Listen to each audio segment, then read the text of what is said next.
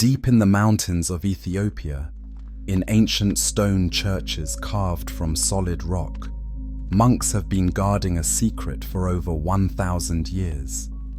This secret is a book. Not just any book, but one that most of the Christian world decided was too dangerous to keep. A book that tells the story of angels who fell from heaven because they loved human women. A book that explains where giants came from. A book that describes heaven and hell in ways that made church leaders afraid. This is the Book of Enoch. And while the rest of the world burned it, banned it, and forgot about it, one church in one remote country kept copying it, reading it, and believing every word. Today, we will discover why Ethiopia became the guardian of forbidden knowledge, and what this ancient book really says about angels, demons, and the hidden history of the world. The man who never died. Our story begins with a man named Enoch. He lived long, long ago, before the great flood that Noah survived. The Bible tells us about Enoch in just a few sentences, but those sentences are amazing. The book of Genesis says that Enoch lived for 365 years. That might seem like a long time to us, but back then, people lived much longer. Adam lived 930 years. Methuselah lived 969 years. So Enoch actually had a shorter life than most people of his time. But here is what made Enoch special. The Bible says he walked with God, not just for a few years, but for 300 years. Every day, Enoch spent time with God. They talked together. They were friends. The Bible uses these exact words about Enoch. Enoch walked faithfully with God. Then he was no more, because God took him away. What does that mean? It means Enoch never died. One day, he was walking with God, and God just took him straight to heaven. His body and soul went to heaven together while he was still alive. This almost never happens. In the whole Bible, only 2 people went to heaven without dying first. Enoch was one. The prophet Elijah was the other, many years later. Think about how special this was.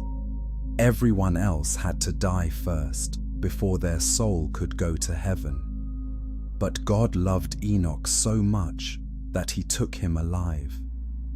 Enoch was walking on earth one moment and walking in heaven the next moment. No sickness, no death, no funeral. He just vanished from earth and appeared in heaven. The Bible book of Hebrews explains why this happened. It says Enoch pleased God by his faith. Before God took him, Enoch had this testimony: he pleased God.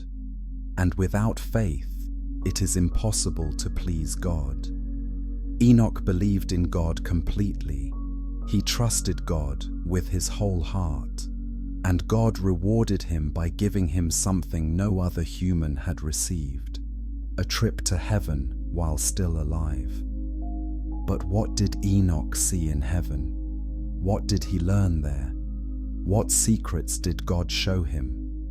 The Bible doesn't tell us much about this. It just says God took him. But there is another book, a very old book, that claims to tell us exactly what happened to Enoch in heaven. This book says that Enoch saw things no other human had ever seen. He learned secrets about angels and demons. He discovered the truth about good and evil. He was shown the future of the whole world. This book claims to be written by Enoch himself. It says he wrote down everything he saw and learned in heaven, so that future people would know the truth. For hundreds of years, many people believed this book really was written by Enoch. They read it, they studied it, they quoted from it. But then something happened. Church leaders decided this book was too dangerous. They said people should not read it anymore. Most churches agreed. They stopped using the book. They hid copies of it. Some even burned the books.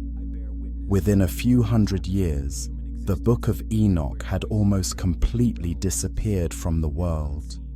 Almost. Because in one country, far away from Rome and Constantinople, where the church leaders lived, one group of Christians decided to keep the book. They believed it really was written by the man who walked with God. They believed it contained true messages from heaven.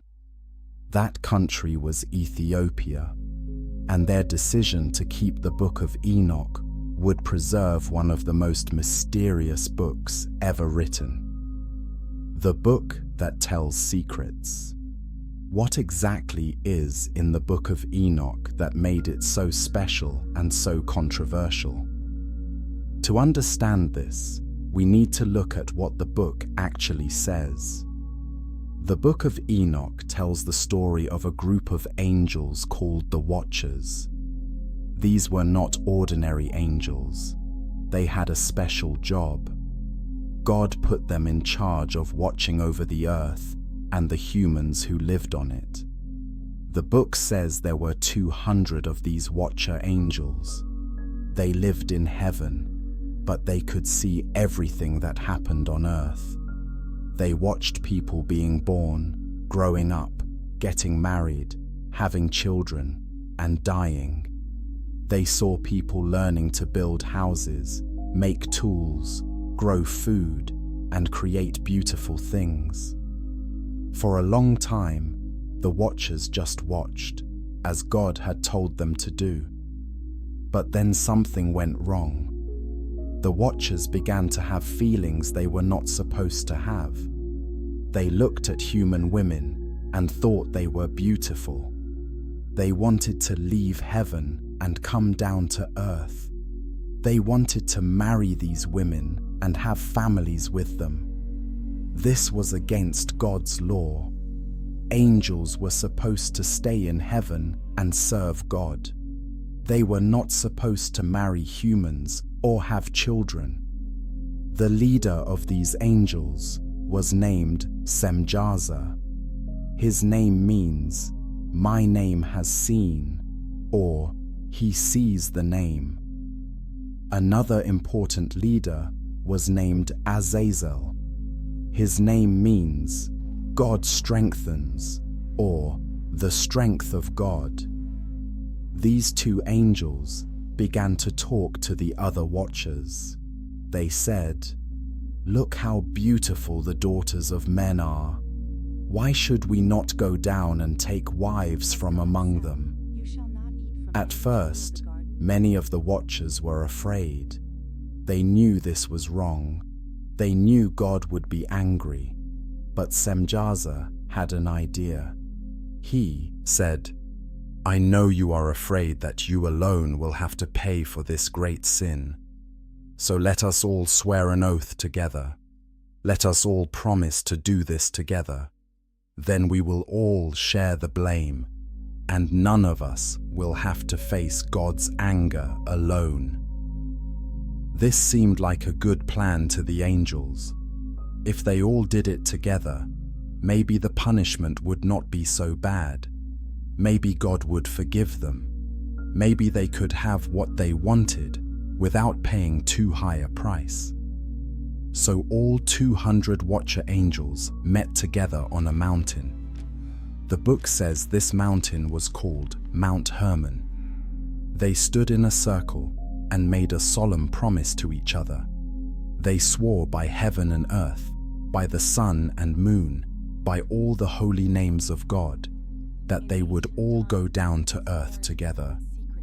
They would all take human wives. They would all break God's law at the same time. They thought this would make them safe. They thought there was strength in numbers. But they were wrong. What they were planning was not just a mistake. It was rebellion against God. It was the beginning of a war between heaven and earth, between good and evil, between the holy angels who obeyed God and the fallen angels who chose their own desires over God's commands. The Book of Enoch tells us the names of many of these watcher angels. Besides Semjaza and Azazel, there were angels named Armaros, Barakijal, Kokabel, Ezekiel, Arakiel, Shamsiel, Sariel, and many others. Each name had a meaning. Each angel had been given special knowledge and power by God, and each one was about to use that knowledge and power in ways that would bring terrible consequences to the world. This is just the beginning of the story the Book of Enoch tells. It gets much more dramatic and frightening from here. The book describes exactly what happened when these angels came down to earth, what they taught humans, what kind of children they had, and how their actions led to violence and evil spreading across the whole world. No wonder some church leaders were nervous about this book. It told a story that was exciting and scary at the same time. It answered questions that the Bible left mysterious. It explained things that people wondered about. But it also contained ideas that seemed strange and difficult to understand. Was this really a message from God, or was it just a story someone made up? When angels fell in love, the 200 watcher angels kept their promise to each other. They left heaven and came down to earth. The Book of Enoch says they landed on Mount Hermon, the same mountain where they had made their oath. From there, they spread out across the earth, looking for the human women they wanted to marry. The women they chose were the most beautiful in the world. The book doesn't tell us if these women wanted to marry the angels or if they had any choice in the matter. But it does tell us that the angels took them as wives and began to live like human men, even though they were still angels with supernatural powers. At first, this might have seemed wonderful to the humans who witnessed it. Imagine seeing an angel come down from heaven. Imagine how strong and beautiful and wise he would appear.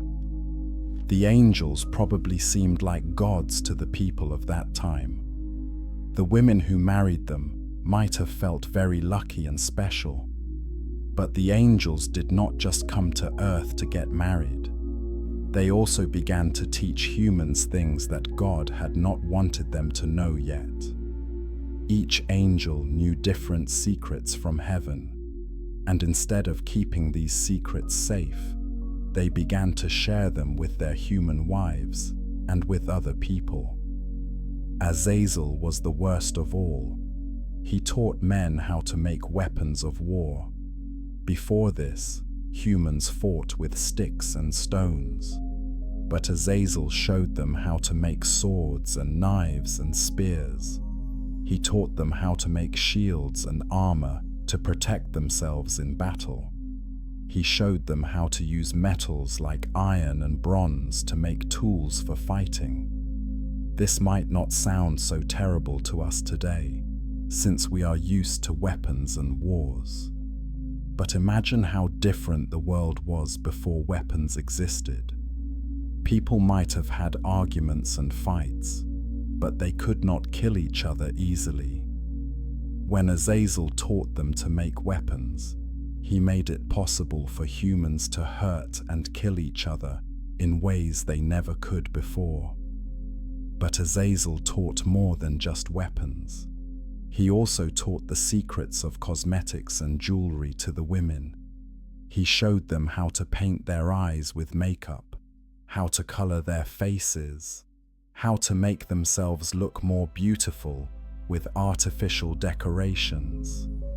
He taught them about precious stones and metals, how to make rings and bracelets and necklaces. Again, this might not seem evil to us. We are used to makeup and jewelry. But the Book of Enoch suggests that these things led to vanity and jealousy among women.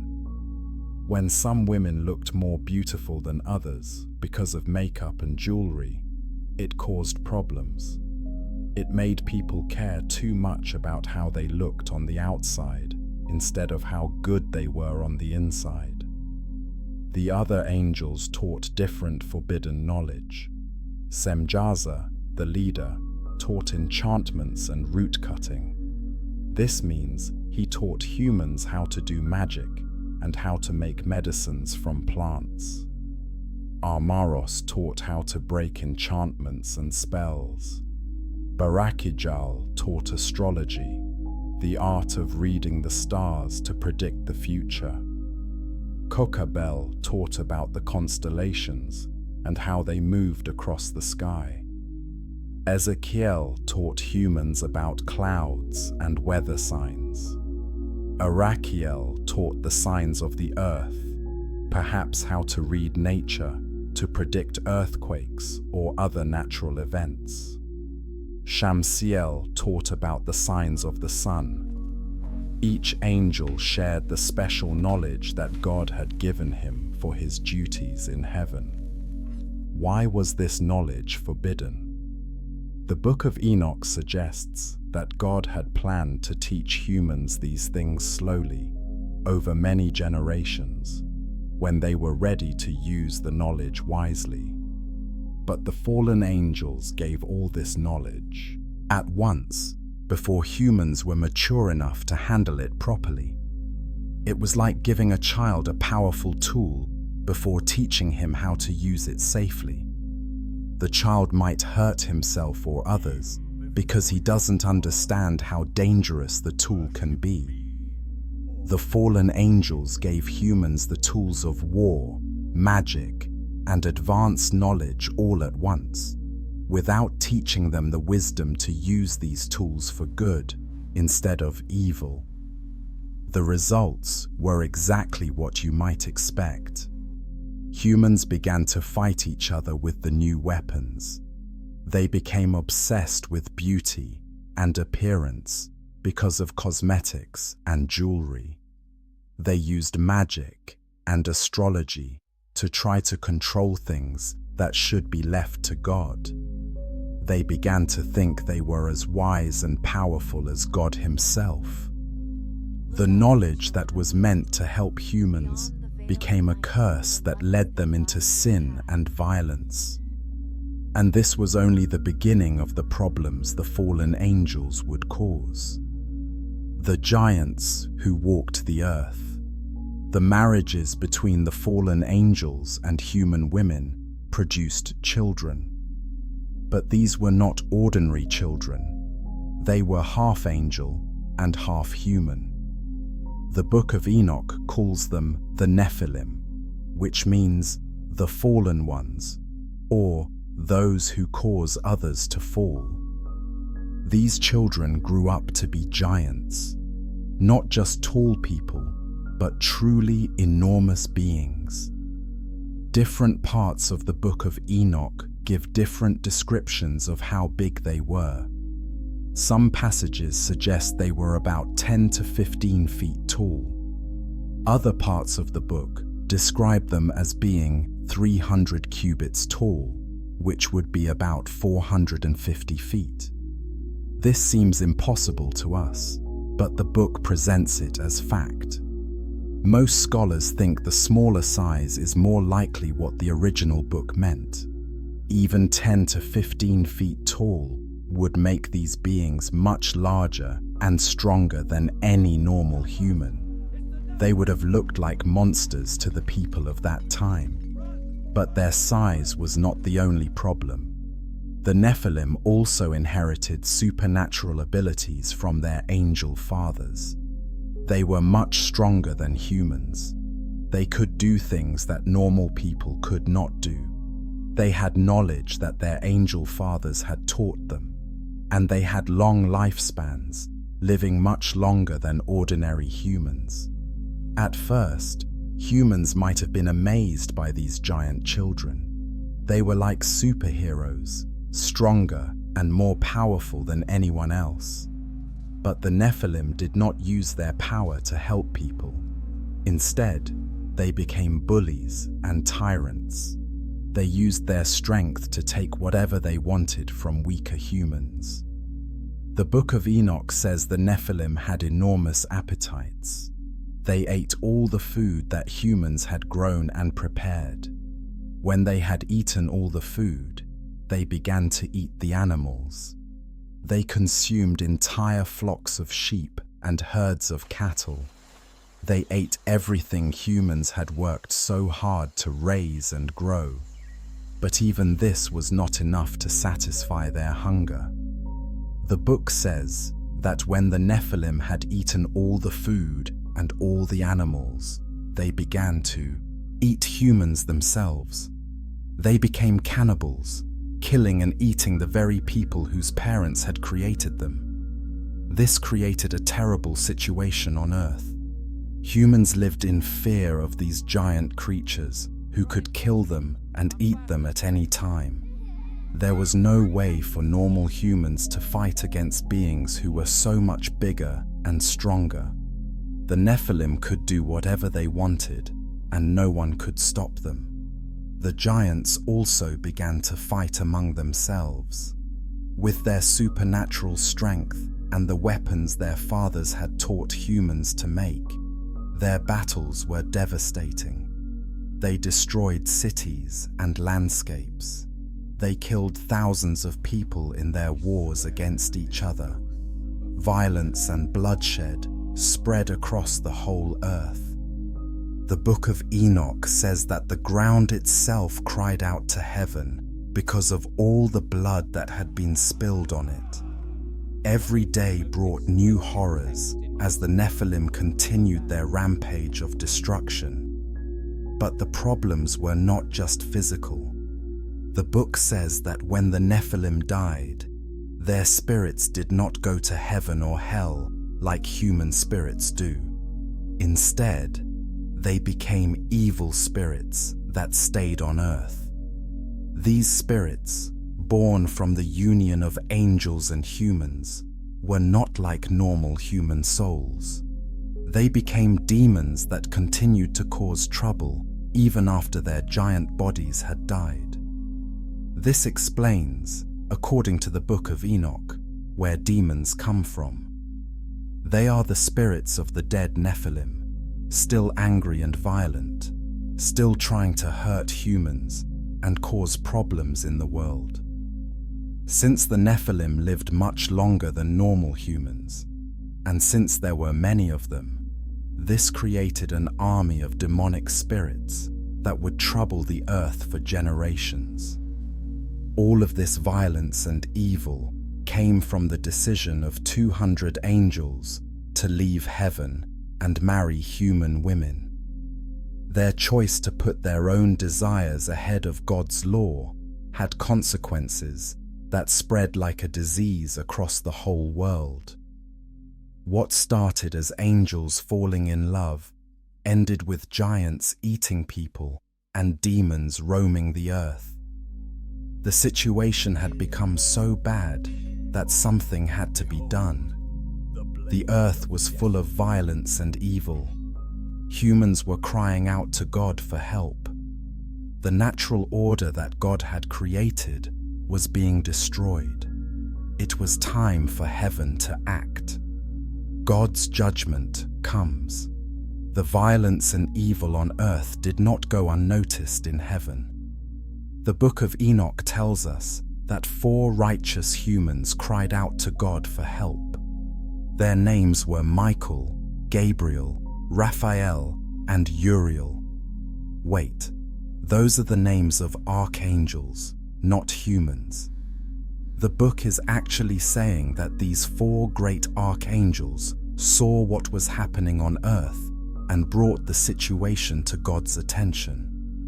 These archangels told God about all the terrible things that were happening. They described how the watcher angels had left their proper place in heaven. They explained how these fallen angels had married human women and taught forbidden knowledge to humans. They reported on the violence and cannibalism of the Nephilim giants. They showed God how the whole earth had become corrupted and filled with evil. God was not surprised by this news. He sees everything that happens, so he already knew about the rebellion of the Watchers and the evil of the Nephilim. But the prayers of the archangels moved him to take action. The time had come for judgment, but before God pronounced his judgment, he decided to send a message to the fallen angels. He chose Enoch to be his messenger. Remember, Enoch was the man who walked with God and was taken to heaven while still alive. Now God had a special job for him.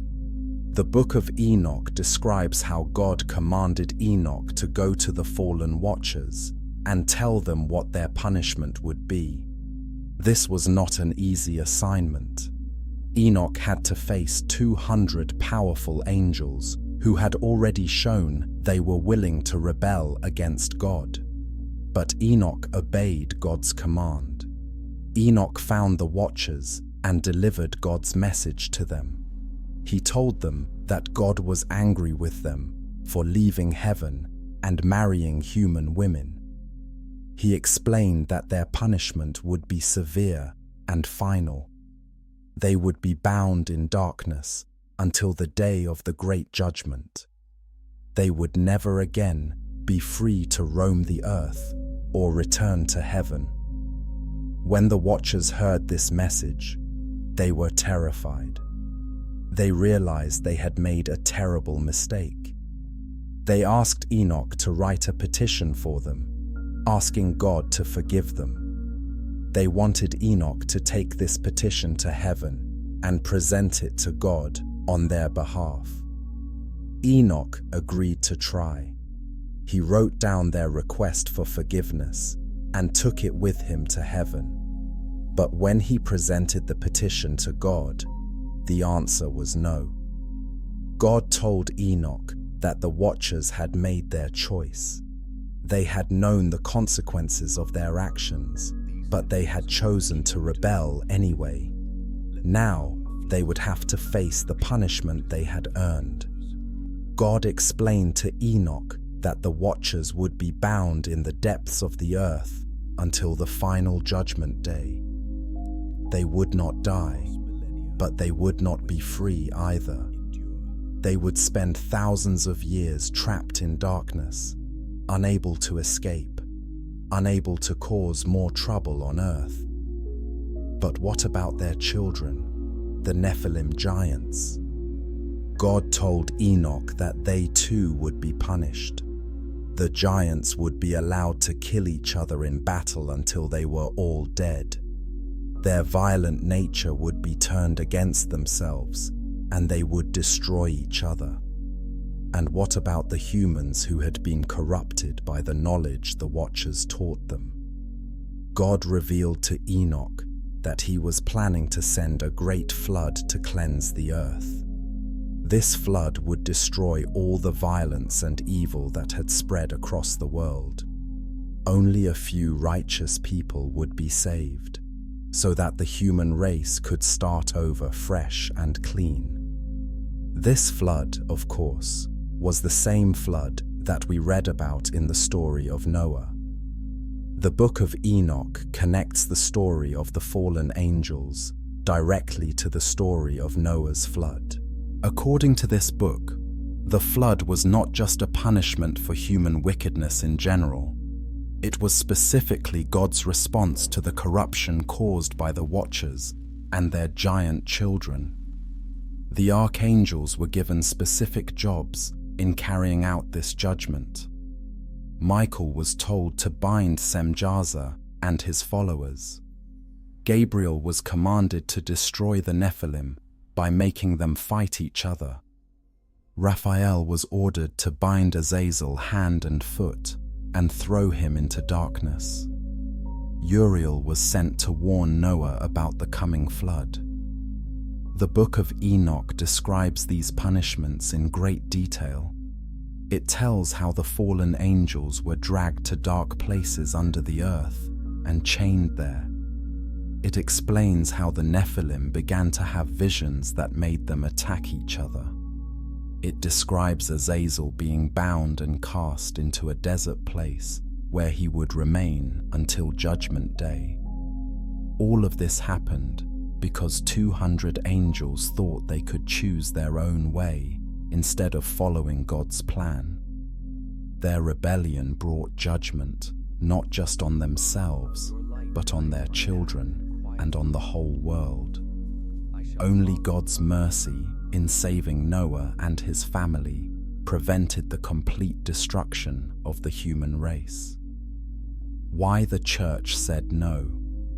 For the first few centuries after Jesus lived on earth, many Christians knew about the Book of Enoch and respected it. They did not think it was as important as the books written by the apostles or the books of the Old Testament, but they still thought it contained true and valuable information. We know this because some early Christian writers quoted from the Book of Enoch in their own writings. More importantly, the New Testament itself seems to reference the book. In the letter of Jude, we find these words: Enoch, the seventh from Adam, prophesied about them. See, the Lord is coming with thousands upon thousands of his holy ones to judge everyone and to convict all of them of all the ungodly acts they have committed in their ungodliness, and of all the defiant words ungodly sinners have spoken against him. This passage in Jude quotes almost exactly from the Book of Enoch. Jude is calling Enoch a prophet and treating his words as a true prophecy about God's judgment. If the Book of Enoch was just a made-up story, why would Jude quote from it as if it were a real prophecy? Other parts of the New Testament also seem to reference ideas from the Book of Enoch. The letter of 2 Peter talks about angels who sinned being cast into hell and bound in chains of darkness. This sounds very much like the story of the Watchers being bound under the earth as punishment for their rebellion. So for several centuries, many Christians thought the Book of Enoch was probably a genuine ancient book that contained real revelations from God. They read it, studied it, and learned from it. But then problems began to arise. As Christianity spread and became more organized, church leaders began to worry about which books should be considered scripture and which should not. They realized that people were reading many different books and claiming they were all messages from God. Some of these books taught things that seemed to contradict each other. Church councils were held to discuss these issues. Groups of bishops and other church leaders met together to decide which books should be included in the official Bible and which should be left out. This process of deciding which books belong in the Bible is called canonization. One of the most important of these councils was the Council of Laodicea, held around 363 to 364 AD. This council made a list of books that should be read in churches and books that should not be read. The Book of Enoch was not included in their approved list. Why did these church leaders decide to reject the Book of Enoch? There were several reasons. First, they had doubts about who really wrote the book. The book claimed to be written by Enoch, the man who walked with God before the flood. But Enoch lived thousands of years before the book was actually written down in its current form. How could a book written so much later really be by Enoch himself?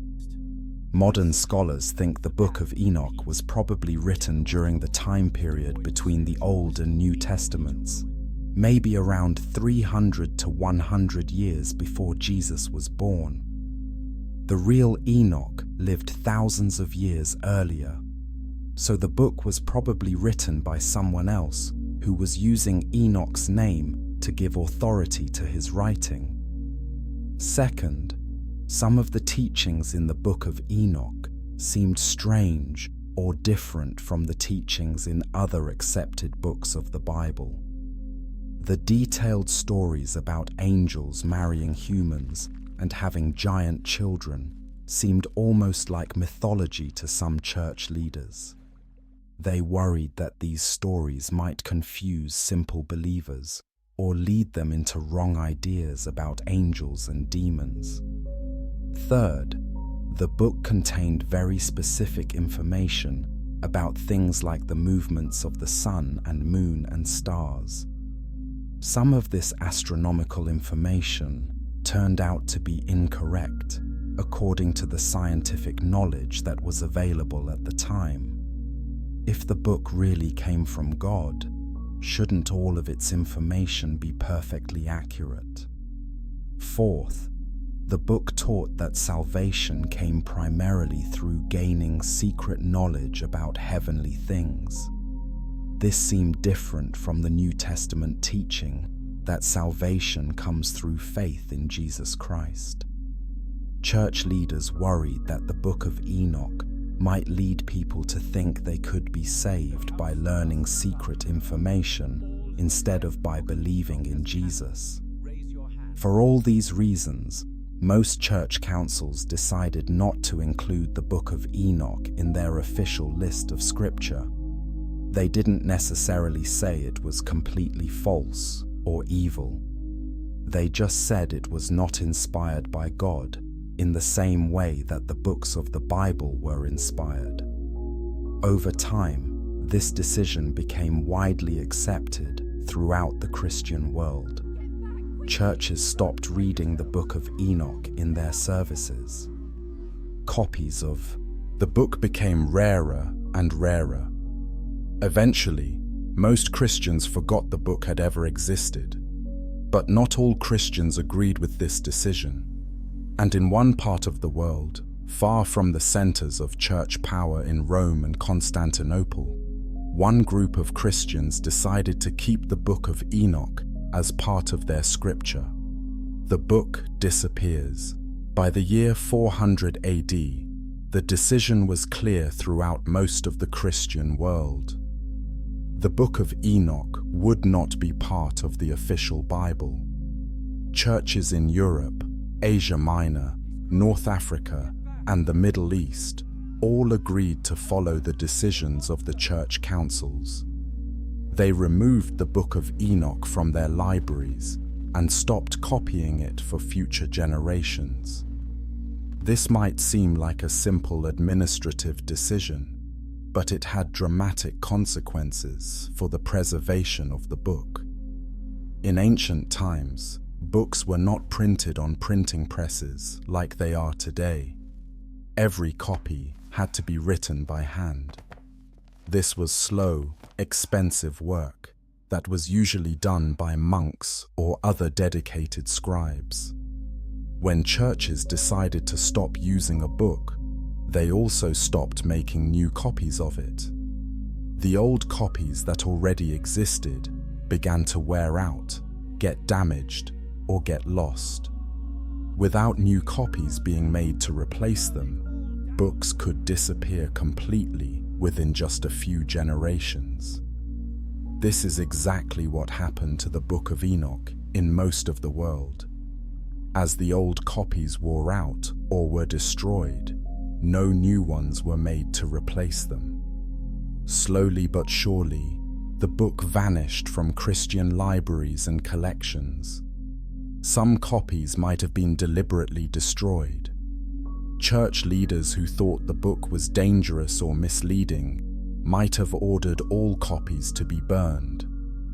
We don't have clear historical records of this happening, but it would not have been unusual for the time period.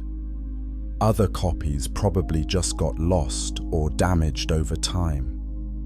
Ancient books were written on materials like papyrus or parchment, which could be eaten by insects, damaged by moisture, or simply fall apart from old age. Without careful preservation and regular copying, even important books could be lost forever. The same thing was happening in Jewish communities during this same time period. Around 300 AD, Jewish religious leaders also decided that the Book of Enoch should not be considered part of their scripture. They stopped including it in their collections of holy books and stopped making copies for their libraries. This decision by Jewish leaders was particularly significant because the Book of Enoch was originally a Jewish book, written in Hebrew or Aramaic for Jewish readers. If the Jewish people themselves rejected the book, it became much harder for anyone else to argue that it was truly an ancient and authentic Jewish text. By 500 AD, the Book of Enoch had essentially disappeared from Europe and the Middle East. Scholars knew that such a book had once existed because early Christian writers had quoted from it, but no one could find actual copies of the book anymore. It was like a ghost from the past, mentioned in old writings, but nowhere to be found. For over 1,000 years, this situation continued. Medieval scholars occasionally found references to the Book of Enoch in ancient writings, but they had no way to read the actual book themselves. They could only wonder what it had said and why early Christians had found it so interesting. Some scholars began to think that maybe the Book of Enoch had never really existed at all. Maybe the quotes from it in early Christian writings were just made up, or maybe they came from some other source that had been misidentified. Without any actual copies of the book to examine, it was impossible to know for sure. This was the situation in Europe when the Renaissance began in the 1400s and 1500s. Scholars were rediscovering many ancient Greek and Roman texts that had been lost during the Middle Ages. They were learning new things about ancient history and culture, but the Book of Enoch remained missing. European explorers were beginning to travel to distant parts of the world, discovering new lands and new peoples. They brought back reports of strange customs, unknown animals, and exotic plants. But none of them reported finding any copies of the lost Book of Enoch. It seemed that this ancient book had vanished forever from human knowledge. The secrets that Enoch had supposedly learned in heaven would remain unknown. The detailed story of the fallen angels and their giant children would never be read again. But sometimes things that seem lost forever have actually just been hidden in unexpected places, waiting for the right person to discover them at the right time. The church that remembered. While the Book of Enoch was disappearing from the rest of the Christian world, something very different was happening in the mountains of Ethiopia. There, in a land that most Europeans had never seen, an ancient Christian church was quietly preserving books that the rest of the world had forgotten. Christianity had come to Ethiopia very early in the church's history.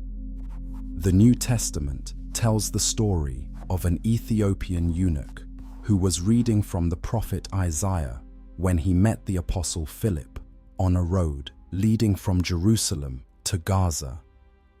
Philip explained the passage to him and baptized him as a Christian. This Ethiopian man then returned to his homeland, probably bringing the Christian message with him. This happened in the very first century after Jesus lived, when Christianity was still brand new. So Ethiopia was one of the first countries outside of Israel to hear about Jesus and to have Christian believers. By the year 340 AD, the Ethiopian king named Ezana had officially made Christianity the religion of his entire kingdom. This means that Ethiopian Christianity is almost as old as Christianity itself. The Ethiopian Church was established long before the great church councils that decided which books should be in the Bible. Ethiopian Christians had already been reading and copying their religious books for centuries by the time the Council of Laodicea met to create their official list. When the councils decided to reject the Book of Enoch, the Ethiopian Church was far away from these discussions. Ethiopia is located in the Horn of Africa, separated from Europe and the Middle East by deserts, mountains, and dangerous seas. Communication between Ethiopia and the centers of church power was slow and difficult.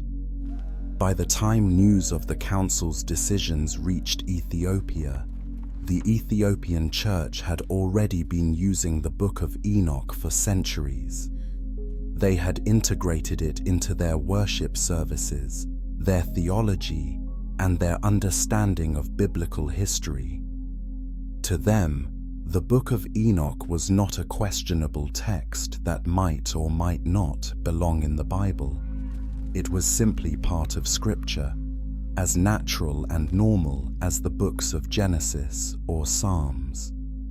The Ethiopian Church had also developed its own translation of the Bible in their ancient language called Ge'ez.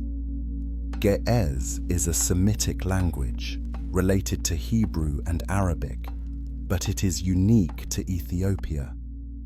The Ethiopian Bible was translated directly from Greek and Hebrew texts into Ge'ez, probably sometime between the 400s and 600s AD. When the Ethiopian translators created their Ge'ez Bible, they included the Book of Enoch as a matter of course. To them, it was obviously part of the biblical collection. They had been reading it and believing it for generations. Why would they suddenly leave it out just because some faraway councils had decided against it? This decision by the Ethiopian Church was crucial for the preservation of the Book of Enoch. While copies were being destroyed or forgotten everywhere else in the world, Ethiopian monks were carefully copying the book in their scriptoriums. They were preserving it in libraries attached to their churches and monasteries. They were making sure that future generations of Ethiopian Christians would have access to what they believed was an important part of God's revelation. The Ethiopian Church also had help from an unexpected source. Ethiopia was home to a Jewish community called the Beta Israel, sometimes known as the Ethiopian Jews or Falashas. These Jewish people had their own ancient traditions and their own collection of religious books. Remarkably, their collection also included the Book of Enoch. The presence of the Book of Enoch among Ethiopian Jews was significant because it suggested that the book had been part of Jewish tradition in Ethiopia from very ancient times. possibly from before the time when Jewish leaders elsewhere decided to reject it. This gave additional authority to the Ethiopian Church's decision to keep the book as scripture. So while the rest of the world was forgetting about the Book of Enoch, both Ethiopian Christians and Ethiopian Jews were preserving it, studying it, and passing it down to their children. Ethiopia became an island of preservation in a world where this ancient book was disappearing. For over 1,000 years, this situation continued. Ethiopian Christianity developed its own distinctive characteristics, influenced partly by the books that they preserved, but other churches had lost. The Book of Enoch shaped Ethiopian understanding of angels, demons, and the spiritual world in ways that were different from Christianity in other parts of the world. But Ethiopia remained isolated from the rest of the Christian world. Few Europeans even knew that Ethiopia was a Christian country. The ancient book that Ethiopian Christians treasured remained unknown to European scholars who were desperately trying to reconstruct the history of early Christianity. This would all change when an adventurous Scottish explorer decided to seek the source of the Nile River and ended up discovering treasures far more valuable than geographical knowledge. Ethiopia's special Bible. The Ethiopian Orthodox Church did not just preserve the Book of Enoch. They preserved many ancient books that other churches had decided to leave out of their Bibles. The Ethiopian Bible is quite different from the Bibles used by most Christians around the world today. Most Protestant churches use a Bible with 66 books. Catholic churches use a Bible with 73 books. But the Ethiopian Orthodox Church uses a Bible with 81 books. This makes it the largest biblical collection of any major Christian church in the world. The Ethiopian Old Testament contains 46 books, compared to 39 in most Protestant Bibles. The Ethiopian New Testament contains 35 books, compared to 27 in all other Christian Bibles. These extra books include not only the Book of Enoch, but also books like Jubilees, 1st and 2nd Esdras, and several others. All of these books are written in Ge'ez, the ancient language of Ethiopia. Ge'ez is no longer spoken as an everyday language by Ethiopian people, much like Latin is no longer spoken as an everyday language in Europe.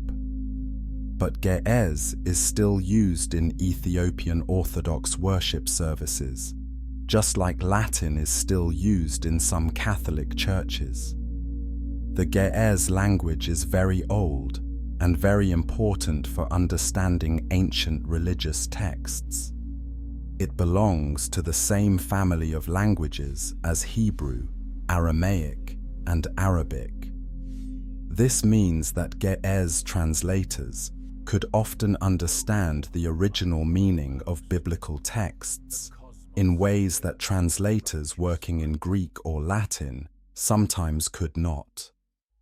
The Ethiopian Bible was translated from very ancient Greek and Hebrew manuscripts, some of which may have been older and more accurate than the manuscripts available to translators in other parts of the world. This gives the Ethiopian Bible special value for scholars who want to understand what the original biblical texts actually said.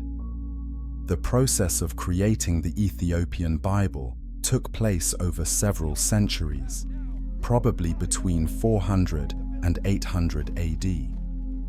This was during the time when Christianity was still developing its theology and practices. The Ethiopian translators were working at a time when the boundaries between different Christian books were not yet firmly established everywhere.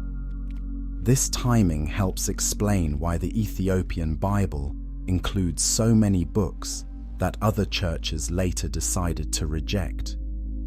The Ethiopian translators were working before the final decisions about biblical canonization had been made and communicated throughout the entire Christian world. The Ethiopian Church organized their extra-biblical books into what they call the broader canon. This broader canon includes books that they consider to be scripture, but perhaps not quite as central as the books that all Christians accept. However, in practice, Ethiopian Christians treat all 81 books as equally authoritative and important. Some Ethiopian traditions speak of even more books, sometimes mentioning 88 books total. These additional books might include works like Josippon, the Books of Synodos, the Books of Covenant, and the Ethiopic Clement. However, there is some disagreement among Ethiopian scholars about exactly which books should be included in these higher numbers. The Ethiopian Bible is not just larger than other Bibles. It also contains some different versions of familiar stories. For example, the Ethiopian version of some Old Testament books includes details and episodes that are not found in the Hebrew texts used by other churches. These differences give us insights into how biblical stories were understood and told in ancient times. The preservation of this large biblical collection was an enormous undertaking. Ethiopian monks had to copy all 81 books by hand over and over again for more than 1,000 years. They had to train new generations of scribes to continue this work. They had to preserve the books in libraries and protect them from damage, theft, and destruction. This work was made even more difficult by Ethiopia's challenging environment. The country has a mountainous climate with heavy rains during certain seasons. Books had to be protected from moisture, insects, and other threats. Ethiopian monasteries developed special techniques for preserving ancient manuscripts that allowed them to keep books safe for centuries. The result of all this effort is that Ethiopia became a treasure house of ancient Christian literature. Books that disappeared everywhere else in the world were preserved in Ethiopian monasteries, waiting to be rediscovered by the wider world. Why Ethiopia kept it? Several factors came together to make Ethiopia the one place in the world where the Book of Enoch survived the centuries when it was disappearing everywhere else. Understanding these factors helps us appreciate how remarkable Ethiopia's preservation of this book really was. The most important factor was Ethiopia's geographic isolation. Ethiopia is located in the Horn of Africa, surrounded by deserts, mountains, and seas that made travel difficult and dangerous in ancient times. The Ethiopian highlands are protected by some of the most rugged terrain in Africa. Getting to Ethiopia from Europe or the Middle East required a long and dangerous journey across deserts or by sea around the entire continent of Africa. This isolation meant that Ethiopia had limited contact with the centers of Christian power in Rome, Constantinople, and other major cities.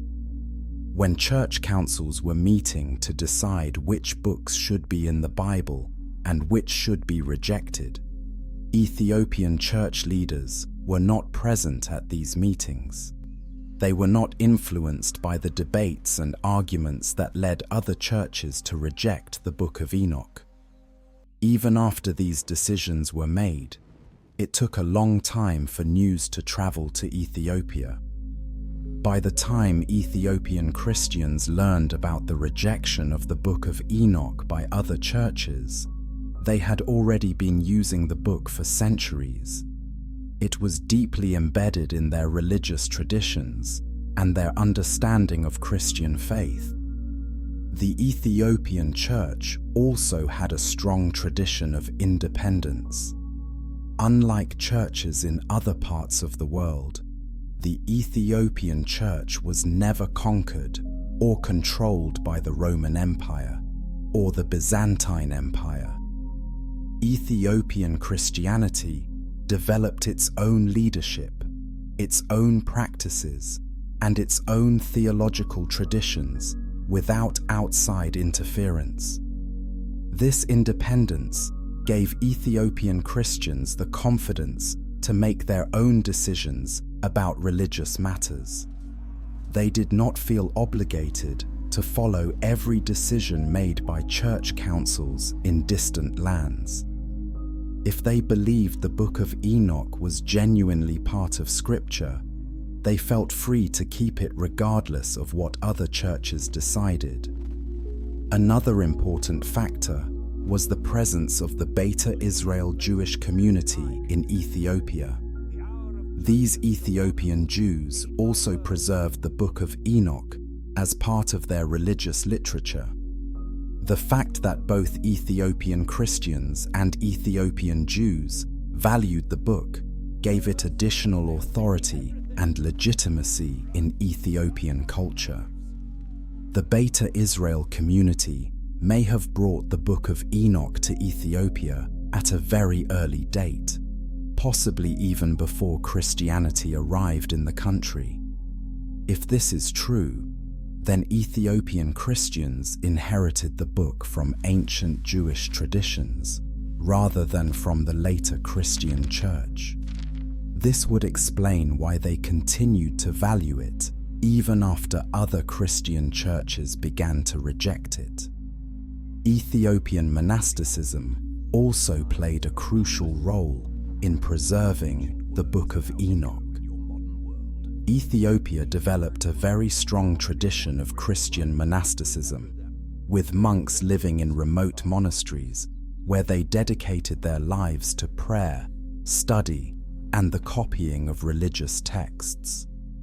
These Ethiopian monasteries became centers for preserving ancient knowledge.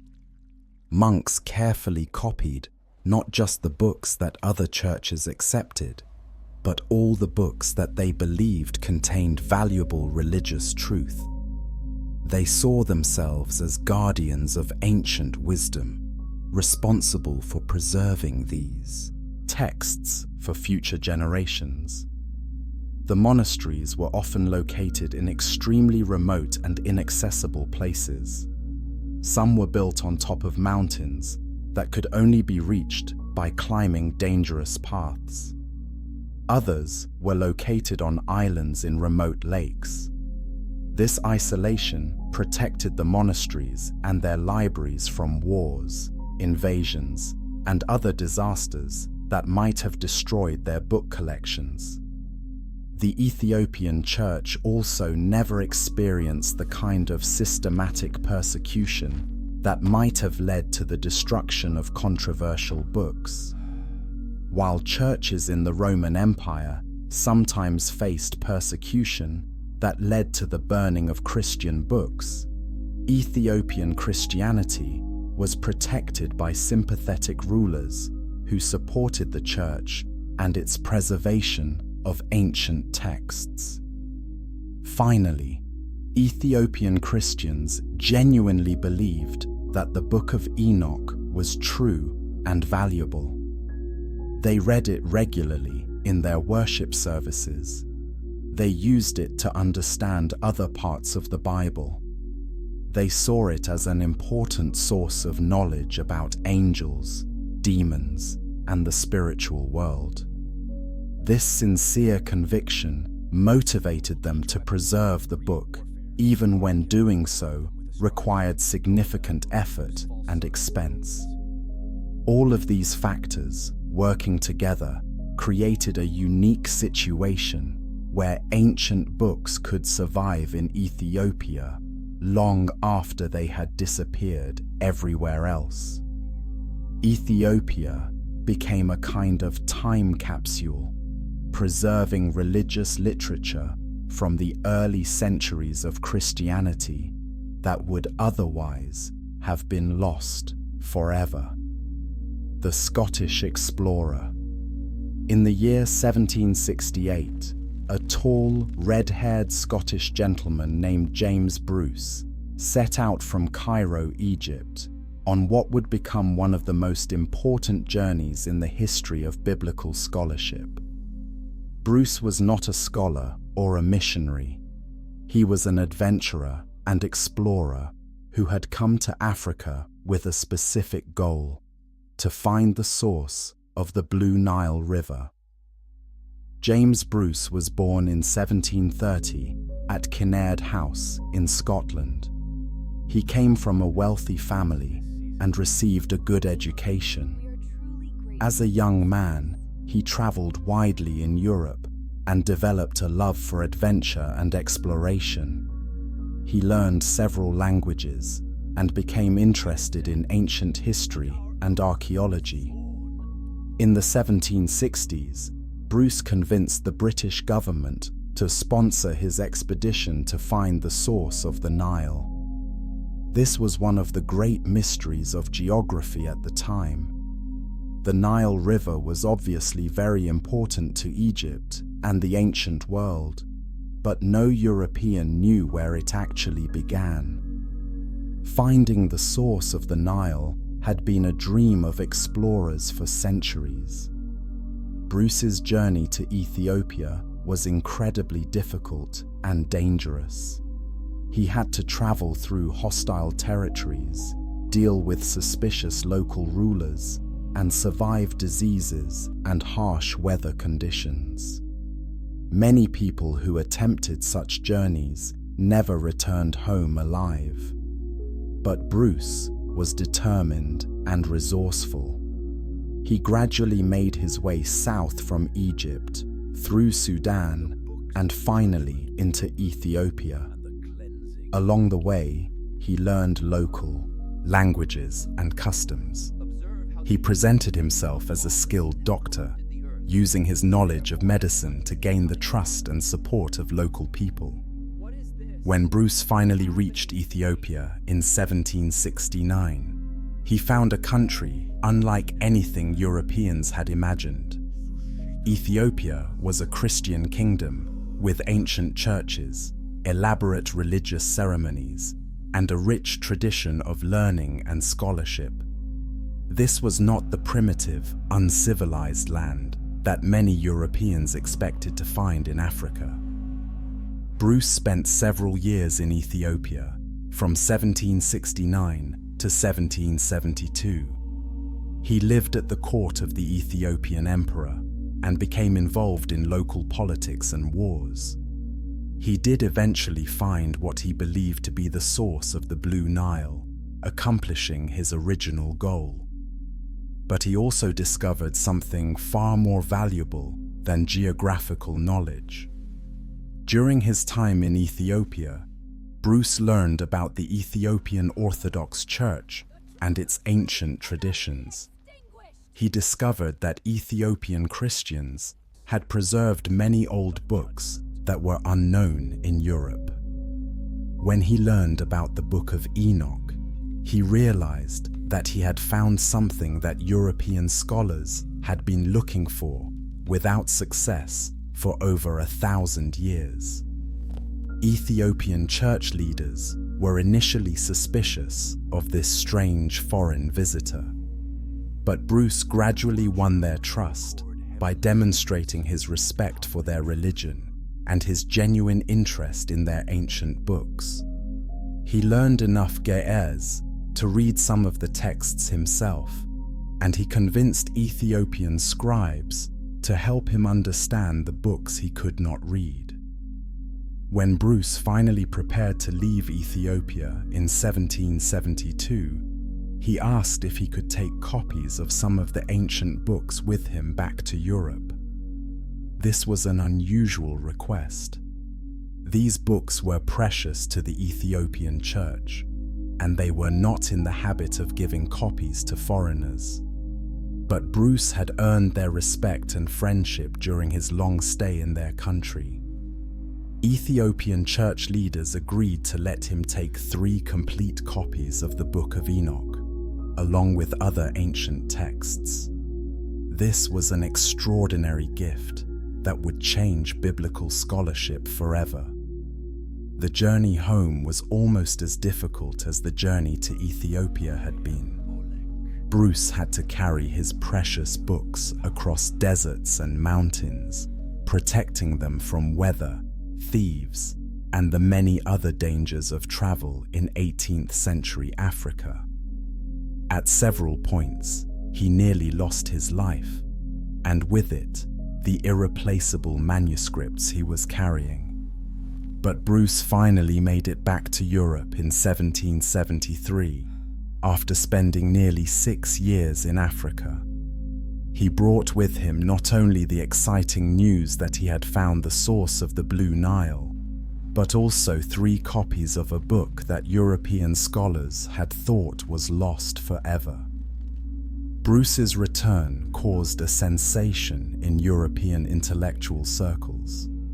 Here was a book that had been quoted in the New Testament and by early Christian writers, but which no one had been able to read for over 1,000 years.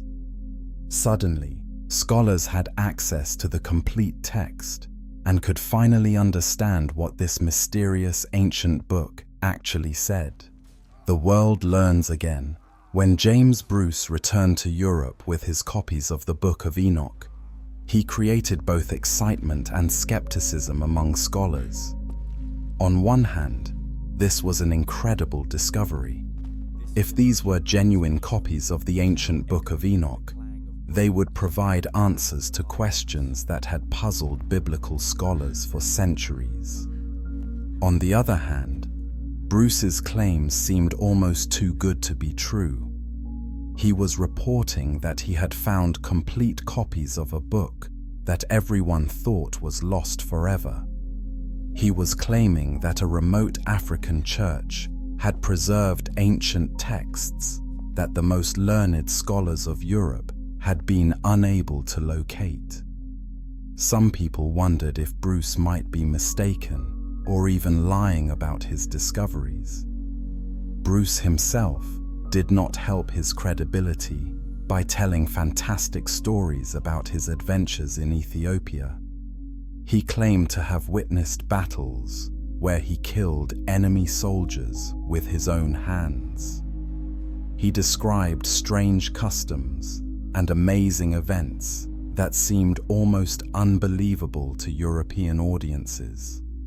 Some people began to call him the Abyssinian liar because his stories seemed so exaggerated.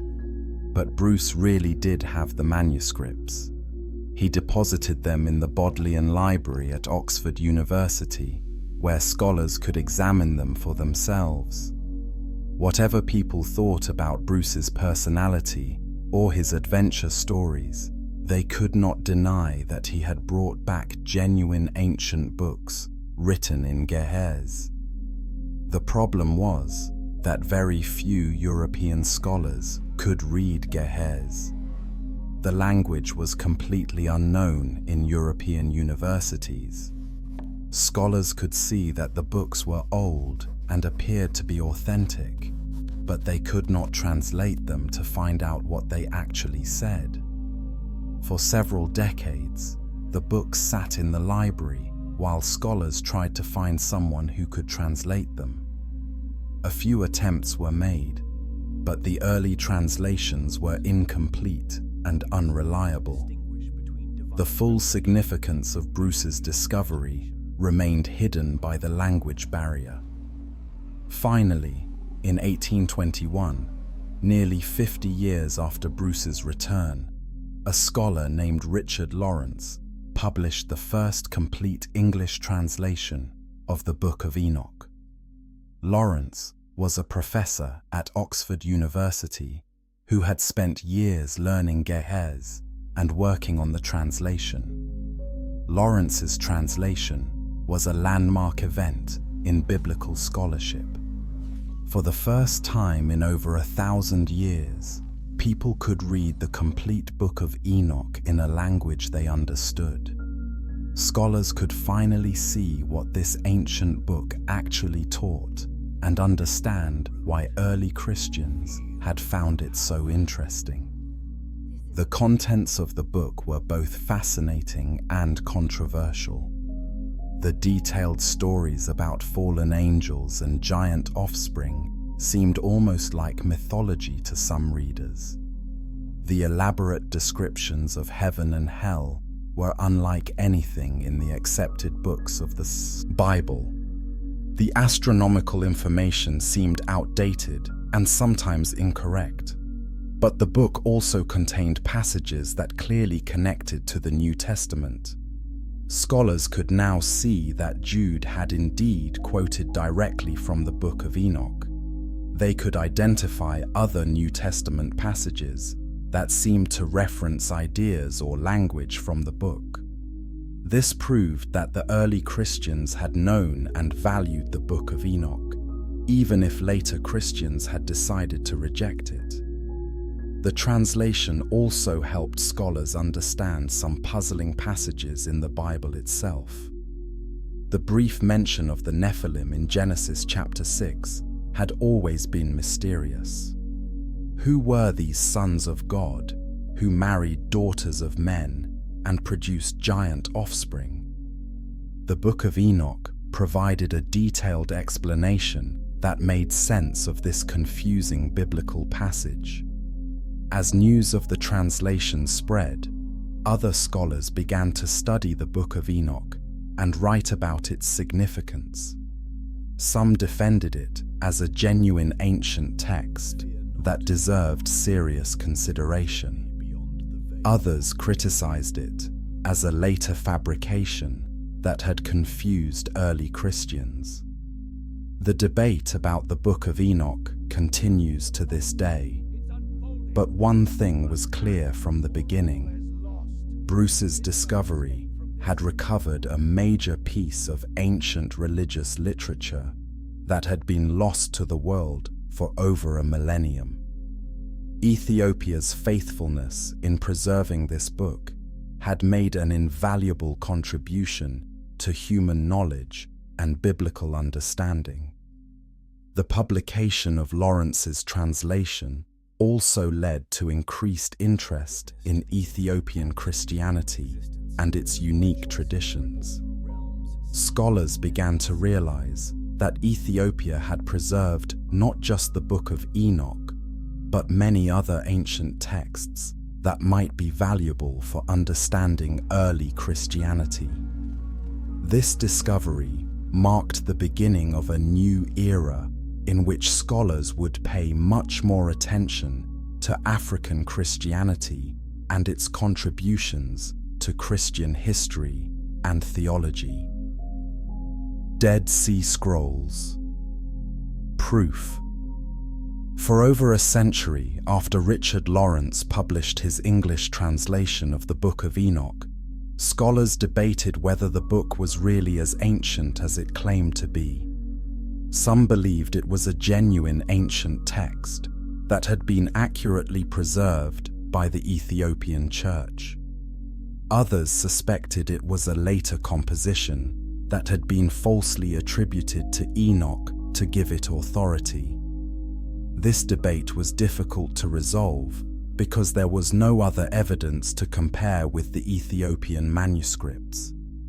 If the Ethiopian version was the only copy that had survived, how could scholars determine whether it was authentic or not?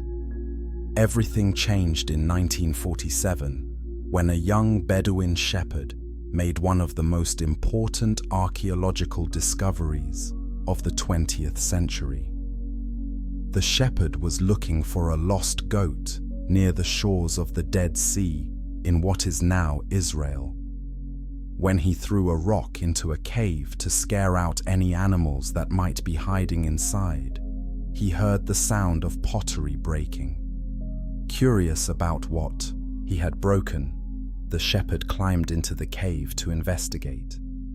Inside, he found large clay jars containing ancient scrolls wrapped in linen cloth. The shepherd took some of the scrolls to nearby towns, where scholars eventually identified them as extremely old biblical and religious texts. This discovery led to a systematic search of caves in the area. Over the next several years, archaeologists found hundreds of ancient manuscripts in 11 different caves near a place called Qumran. These manuscripts became known as the Dead Sea Scrolls. The Dead Sea Scrolls were incredibly old. Most of them were written between 200 BC and 100 AD, making them much older than any other biblical manuscripts that scholars had previously discovered.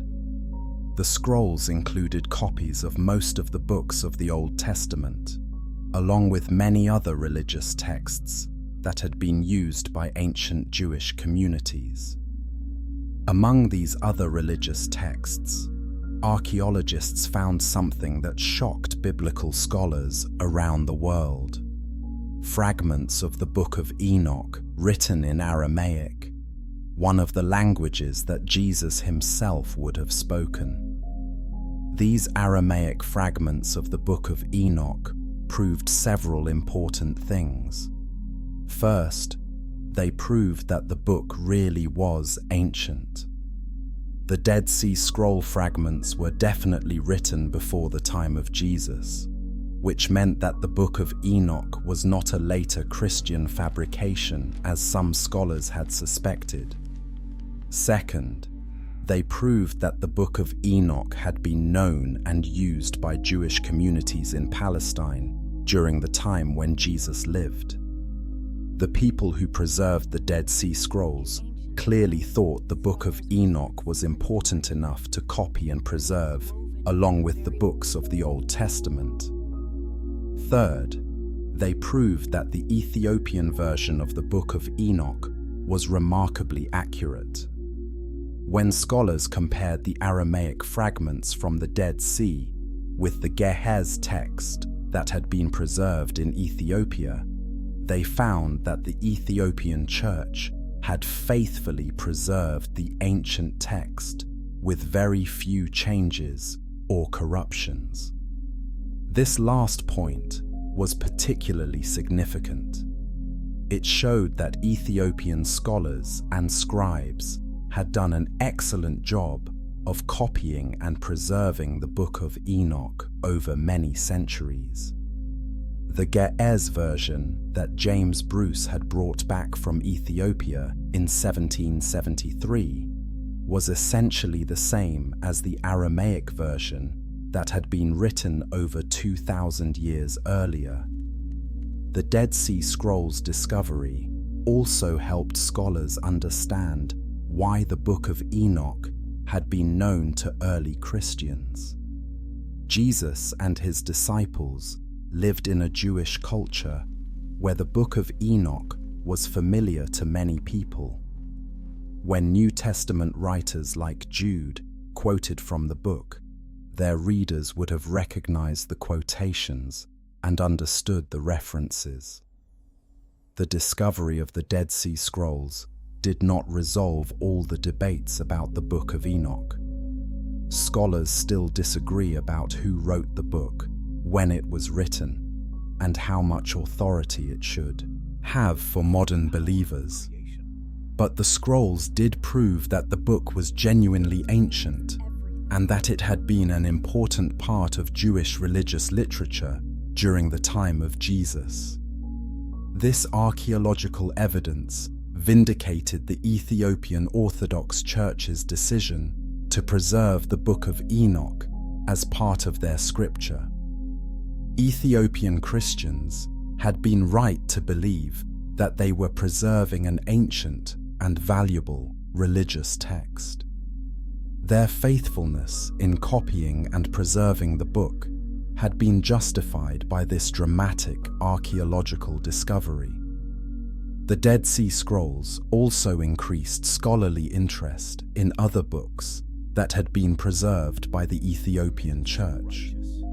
If the Ethiopian Church had accurately preserved the Book of Enoch, might they also have accurately preserved other ancient texts that had been lost elsewhere?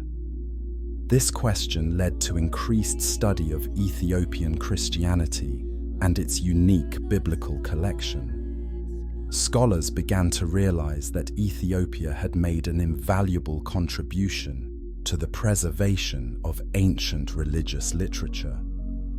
What the book really says. Now that we know the Book of Enoch is genuinely ancient and was preserved accurately by the Ethiopian Church, what does the book actually teach? The Book of Enoch is a long and complex work that covers many different topics. It is traditionally divided into 5 main sections, each with its own focus and purpose. The first section is called the Book of the Watchers. This part includes chapters 1 through 36 of the Book of Enoch. It tells the story we have already discussed about the fallen angels who came down to earth, married human women, and produced giant children. This section also describes Enoch's journey to heaven, where he saw the throne of God and learned about the punishment that awaited the fallen angels. The Book of the Watchers begins with a prophecy about the final judgment. It says that God will come with 10,000 of his holy ones to judge the world and punish the wicked. This is the passage that the New Testament book of Jude quotes when it refers to Enoch's prophecy. This section also contains detailed descriptions of heaven and hell. Enoch describes seeing 7 mountains made of precious stones, rivers of fire, and the places where different types of angels live. He visits the place where the wicked will be punished, and the place where the righteous will be rewarded. The second section is called the Book of Parables, or the Similitudes of Enoch. This includes chapters 37 through 71. This part of the book contains 3 parables or symbolic stories that Enoch claims to have received in visions. These parables focus on the coming of a figure called the Son of Man, who will judge the world and establish God's kingdom. Many scholars believe that these parables contain some of the earliest detailed descriptions of a Messiah figure in Jewish literature. The Son of Man described in this section has many characteristics that Christians later recognized in Jesus.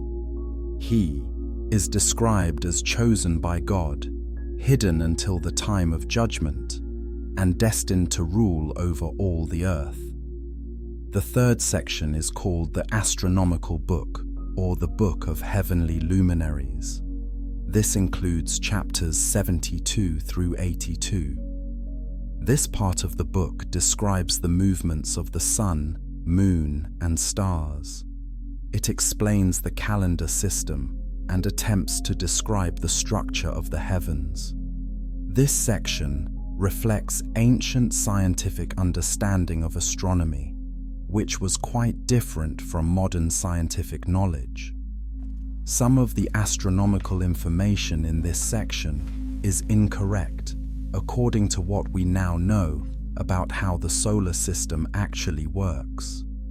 This is one of the reasons why some early church leaders questioned whether the book could really be a divine revelation. The fourth section is called the Book of Dream Visions. This includes chapters 83 through 90. This part of the book describes two symbolic dreams that Enoch claims to have received. The first dream is about a great flood that will destroy the earth because of human wickedness. The second dream uses animal symbolism to tell the history of Israel from Adam to the coming of the Messiah. In the second dream, different groups of people are represented by different animals.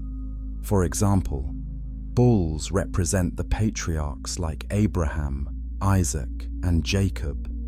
Sheep represent the people of Israel. Wolves represent their enemies. This symbolic history covers many of the major events described in the Old Testament, but from the perspective of someone writing during the time between the Old and New Testaments. The fifth section is called the Epistle of Enoch. This includes chapters 91 through 108. This part of the book is written as a letter from Enoch to his descendants. It warns about the corruption that will come in the future and promises that God will eventually reward the righteous and punish the wicked. This section includes something called the Apocalypse of Weeks, which divides all of history into 10 periods or weeks. Each week represents a long period of time, and the prophecy describes what will happen during each period. This is another example of apocalyptic literature, which was popular among Jewish writers between the Old and New Testament periods. Throughout all of these sections, several themes appear repeatedly. The book emphasizes the reality of a spiritual world populated by angels and demons. It teaches that there will be a final judgment when the righteous will be rewarded and the wicked will be punished. It describes a Messiah figure who will establish God's kingdom on earth. The book also emphasizes the importance of righteousness and warns against various forms of sin and corruption. It teaches that God sees everything that happens on earth and that no evil deed will go unpunished. These themes help explain why the Book of Enoch was popular among early Christians. Many of the ideas in the book are similar to ideas found in the New Testament. The book provided detailed explanations for concepts that were only briefly mentioned in the accepted books of the Bible. The Watchers' names. One of the most fascinating aspects of the Book of Enoch is the detailed information it provides about the fallen angels called the Watchers. The book does not just tell us that 200 angels rebelled against God. It actually names many of these angels and describes what each one taught to humans when they came to earth. The book lists 20 leaders among the Watchers, each with their own name and their own area of forbidden knowledge. These names are not random inventions. Each name has a meaning in Hebrew or Aramaic that relates to the angel's character or the knowledge he possessed. Semjaza was the overall leader of the Watchers. His name means "my name has seen" or "he sees the name." The book says that Semjaza was the one who convinced the other angels to join in the rebellion. He was the one who suggested that they all take an oath together so that none of them would back out of their plan. Semjaza taught humans enchantments and root cutting, which probably means magic spells and herbal medicine. Azazel was another major leader among the Watchers. His name means God strengthens, or strength of God. Azazel was responsible for teaching humans the arts of war. He showed them how to make swords, knives, shields, and armor. He taught them how to work with metals to create weapons. The book also says that Azazel taught women how to use cosmetics and jewelry to make themselves beautiful. Armaros taught humans how to resolve enchantments. His name might mean accursed one or mountain of God. If other angels were teaching humans how to cast spells, Armaros was teaching them how to break those spells. This knowledge would have been valuable for protecting oneself against magical attacks. Barakijal taught astrology, the practice of reading the stars to predict future events or understand people's personalities. His name means lightning of God. The knowledge of astrology was considered very powerful in ancient times because it seemed to give people the ability to know things that were supposed to be hidden. Kokabal taught about the constellations, the patterns of stars in the sky. His name means Star of God.